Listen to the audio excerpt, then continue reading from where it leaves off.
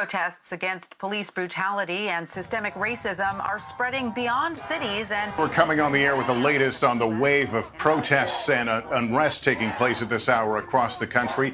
But the vast majority of people that you see in these protests are people that, haven't protested for anything or haven't done it in a long time. They're not part of an organized group, but many, many people have sort of taken up the rallying cry. But you come home and you can't wait to see your kids get home to know that they made it home safely.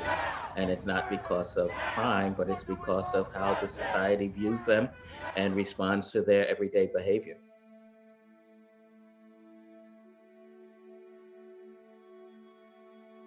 This past summer has helped bring to light many of the existing structural injustices within our country. My classmates and I wanted to explore more on how racial inequality and wealth disparities impact the lives of our teenage peers by looking at the school-to-prison pipeline. The school-to-prison pipeline is a funnel that takes children out of schools and forces them into juvenile detention centers. Once a child is in a center, a record is created that connects them to the criminal justice system. This is just the beginning of their journey to prison. But what led our criminal justice system to strip children of their education and make prisons the primary source of discipline? Statistically, most arrests are against children of color. Black students are 3 times more likely to be suspended or expelled than white students, and it starts as early as preschool. While black preschoolers are 18% of the population, there are 48% of those who have been suspended twice. When schools outsource discipline, they unfairly target students of color, exacerbating the racial disparities already present in the criminal justice system.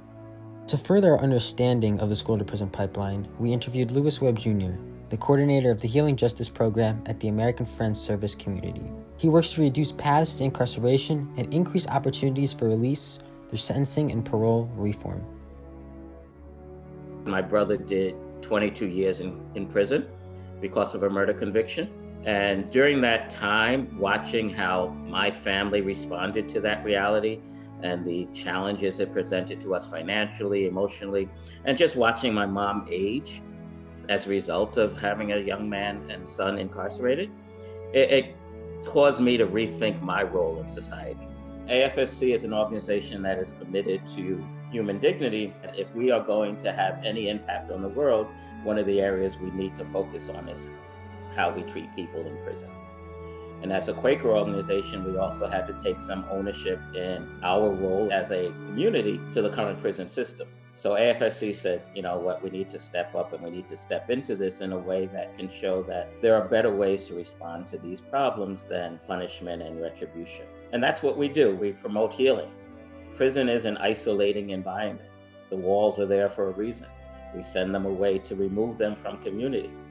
And we do it in ways that really are harmful. And so part of the healing justice work at AFSC is to heal from that harm by being allies to those incarcerated.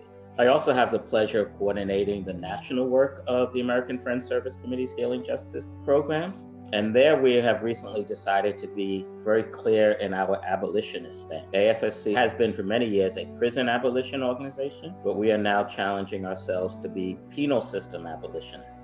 So we are looking at a world without police, a world without jails and prisons, a world without punishment.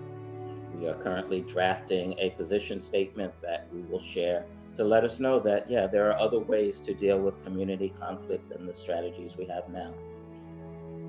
For there is another kind of violence, slower, but just as deadly destructive as the shot or the bomb in the night.